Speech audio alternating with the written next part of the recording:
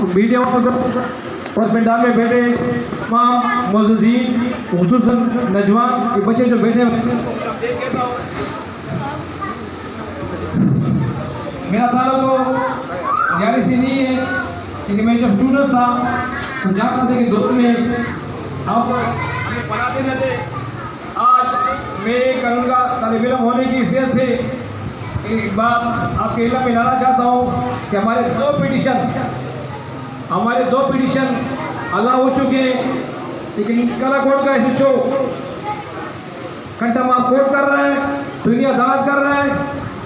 सलीम भाई आजिब अबूर साहब कुछ दिनों में आपको कॉल देंगे, हमें थाने जाना पड़ेगा, थाने में हमें घेराव करना पड़ेगा, ये हमारा हक है।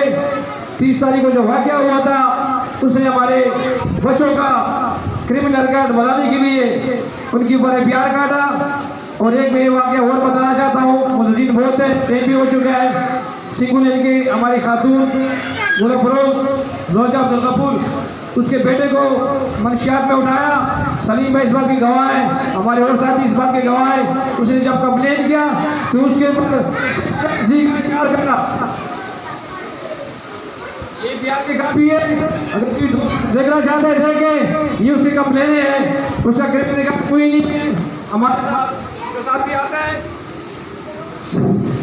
उसको क्रिमिनल रिकॉर्ड शो कराने के लिए उसके ऊपर मनशियात का केस डाला जाता है। मैं कानून का तालिब इल्म होने के नाते से चीफ जस्टिस सुप्रीम कोर्ट, सदर पाकिस्तान सीएम साहब, चीफ जस्टिस हाई कोर्ट से दरख्वास्त करता हूँ कि हमारे जो